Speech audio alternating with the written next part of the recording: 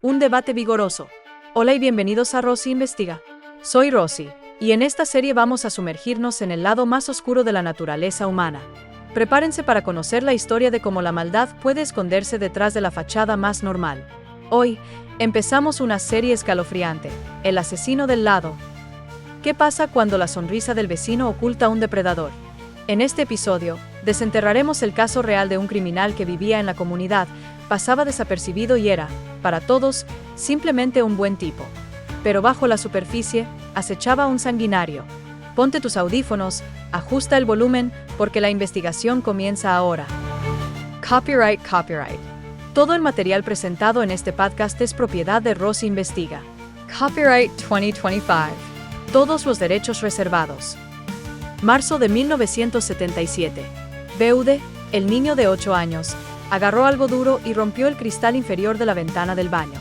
Todos seguían gritando, y Steven temía que Beude se metiera en problemas por romper la ventana. Pero después de que Beude saliera gateando, Steven lo siguió, dejándose caer al suelo. Corrieron a la puerta principal y luego a la habitación de su madre. Encontraron que el hombre había desaparecido, a su madre atada, con una bolsa en la cabeza. No se movía. A la 1 de la tarde, un operador de la policía envió por radio un mensaje críptico al agente Raymond Fletcher: «Llámame por teléfono». Los operadores solicitaban una llamada telefónica cuando querían tener una conversación privada que no se transmitiera por los radioescáneres de la policía. Cuando Fletcher llamó, el operador le dio una dirección y le dijo que había un reporte de homicidio. En South Hydraulic, James Burnett le hizo señas a Fletcher para que se detuviera y le dijo que 2 niños del vecindario habían llegado gritando a su casa. Su esposa, Sharon, había corrido a la casa de los niños. En la sala, vio a una niña pequeña sentada en el suelo, sollozando. En el dormitorio, Sharon Burnett encontró a su madre muerta. Beude Relford rompió la ventana del baño y escapó para alertar a los vecinos. James Burnett condujo a Fletcher a casa de Shirley Vian. Una ambulancia estaba en camino. Fletcher, es técnico de emergencias médicas, buscó el pulso en cuanto la vio, igual que cuando fue uno de los 2 primeros agentes en entrar en casa de Catherine Brigg.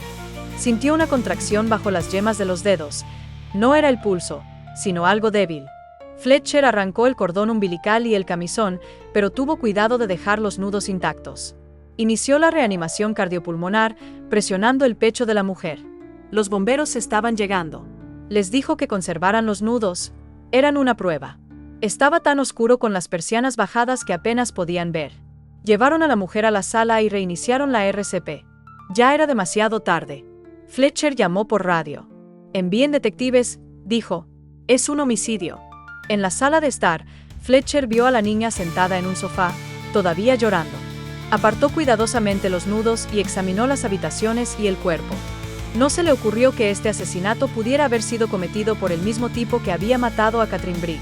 Aparte de un hilillo que salía de la oreja de Shirley, no había sangre. Pero algo en esta escena le sonó familiar. Los nudos y las múltiples ataduras, la bolsa sobre la cabeza de la mujer. Había visto cosas así escritas en los informes de Otero. Recordó que Josie Otero había sido violada. Fletcher registró la casa en busca de manchas de semen. No encontró ninguna, pero llamó a la central. Stephanie Relford fue encontrada llorando en la sala de estar cuando llegó la policía. Parece lo mismo que el caso Otero. Muchos policías que se presentaron en casa de Shirley Vian pensaron lo mismo. Bob Cockin, el sargento encargado de asegurar la escena del crimen, se lo dijo en voz alta a los detectives cuando llegaron. Estos se dieron la vuelta y le dijeron que no sabía de qué hablaba. Cockin, sintiéndose insultado, se marchó. Pero no eran solo detectives discutiendo con oficiales. Discutían entre ellos. Los supervisores les dijeron que dejaran de adivinar y que analizaran las pruebas. Si BTK había matado a Shirley Vian, significaba que era un asesino en serie, y los jefes no querían sacar conclusiones precipitadas ni desatar el pánico. Algunos policías ya estaban filtrando información que aparecería en el periódico del día siguiente. Sus supervisores salieron entonces y dijeron que la evidencia de un vínculo no era clara.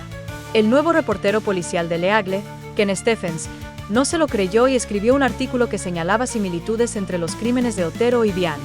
La bolsa de plástico y la cuerda que Rader usó para matar a Shirley Vian en su cama.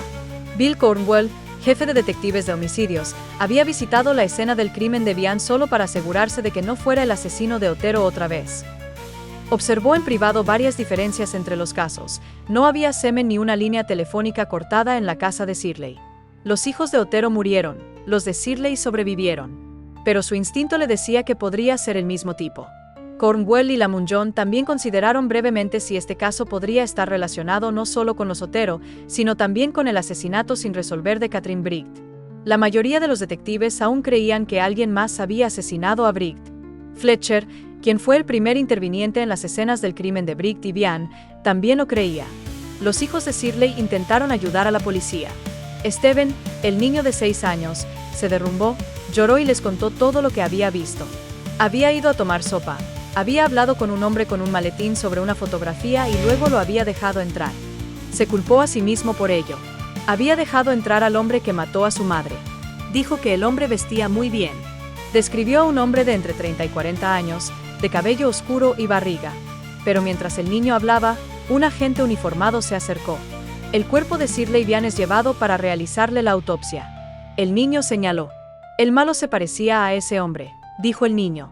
Los detectives observaron al oficial, alto, de 20 y tantos años, con un cuerpo esbelto y atlético. Sin barriga. Los detectives se miraron entre sí y cerraron sus cuadernos. La descripción del chico era inútil. Para entonces, los investigadores, incluido Cornwell, habían rechazado una teoría a la que se habían aferrado durante mucho tiempo, que los Oteros murieron en un asesinato por venganza relacionado con las drogas. Bernie Drobatsky, uno de los mejores detectives de Cornwell, había estado proponiendo otra idea. Algunos de sus jefes no le dieron mucha importancia, pero Drobatsky decía que tal vez se trataba de un pervertido sexual que elegía a sus víctimas al azar. Y si el tipo que mató a los Otero ahora había matado a Shirley Vian, eso significaba que era un asesino en serie. No, dijeron otros policías. El FBI dijo que los asesinos en serie eran increíblemente raros. Lamunjon no era detective, pero el instinto le decía que era el mismo tipo. Parecía obvio, pero decirlo públicamente podría causar pánico. Si las pruebas estuvieran ahí, lo diría ante los cuadernos y las cámaras de televisión. Sería vergonzoso admitir que no podía proteger a la gente, pero si esa era la verdad, entonces debía advertirles. Bernie Drobatsky, uno de los detectives principales durante los primeros años de la investigación BTK. En los días posteriores al asesinato de Shirley, Lamunjon y los detectives analizaron cada similitud y diferencia.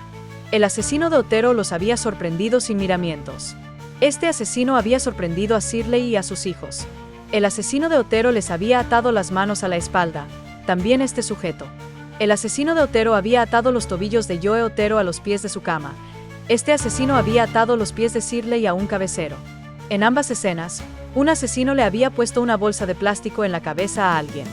La policía no encontró ni una sola huella dactilar útil en ninguna de las casas. Algunos detectives argumentaron que no había pruebas suficientes para vincular los asesinatos. ¿Qué hay de las diferencias? Las diferencias parecían pequeñas, dijo Lamunjon. Los detectives señalaron algo más. Los expertos afirmaban que los asesinos en serie no podían parar una vez que empezaban. El FBI apenas había comenzado a estudiar a fondo a los asesinos en serie, pero afirmaba que ningún asesino en serie se había tomado 3 años de descanso. Probablemente no era el mismo tipo.